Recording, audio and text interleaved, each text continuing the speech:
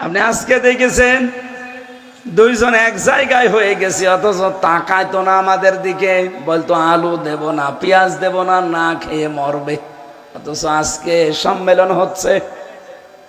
আমার মনে হয় দাদা না জানি আবার হাত চেপেও ধরতে পারে, কারণ ডক্টর ইউনূস চীন সফর করে যা করেছে ও দাদার মাথা খারাপ হয়ে গেছে। আজ তামাম পৃথিবীতে সব চাইতে যারা বড় বড় স্বৈরাচার ছিল তাদের ভেতরে এই পাশের দাদা বাবুরা একজন। এদেরকে মোকাবেলা করার জন্য মেধা দিয়ে ডক্টর ইউনূস এগিয়ে যাচ্ছে। ওর মাথা না ওটা ম্যাগনেট। আপনি আজকে দেখেছেন দুইজন এক জায়গায় হয়ে গেছে, অথচ তাকায় তো না আমাদের দিকে, বলতো আলু দেব না, পেঁয়াজ দেব না, না খেয়ে মরবে।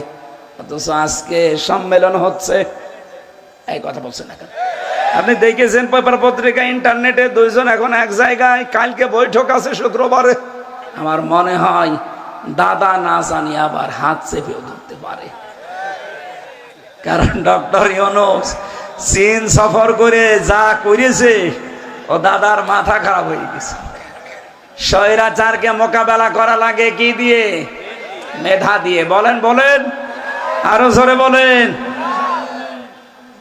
এই জন্য স্বৈরাচারের কথাটা শোনার পরেই নাম দিয়েছিল রাজাকার। কি কথা বলছেন এখানে? মেধার কথা যখনই বলেছে নাম দিয়েছে কি?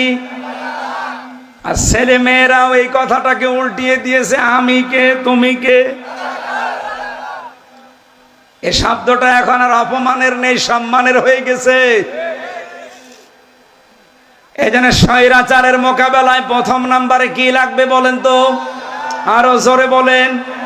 2 নম্বরে শুধু শিক্ষা ব্যবস্থায় মেধা এলেম জ্ঞান থাকলেই হবে না, এ জ্ঞান থাকা লাগবে আসমানি জ্ঞান। আপনি দেখেছেন এই 15.5 বছরে জ্ঞানকে, এলেমকে, শিক্ষাকে এমন জায়গায় নিয়েছে, ডিম ভাজা, আলু ভর্তা শিখাতো। ট্রান্সজেন্ডারের নামে শরীফ শরীফার গল্প দিয়ে, বাবার জীবনী দিয়ে, ভাইয়ের জীবনী দিয়ে, মায়ের জীবনী দিয়ে পুরা শিক্ষা ব্যবস্থাকে ধ্বংস করে ফেলেছিল। জাতিকে কোথায় নিয়ে গিয়েছিল? আর মাত্র 10 বছর যদি এভাবে যেতে পারতো, পুরা জাতিটা জাহান্নামের মাঝখানে চলে যেত। আল্লাহ আমাদেরকে হাতে ধরে বাঁচিয়েছে। কত ব্যথা কত ভাবে সয়ে সজে তুমি।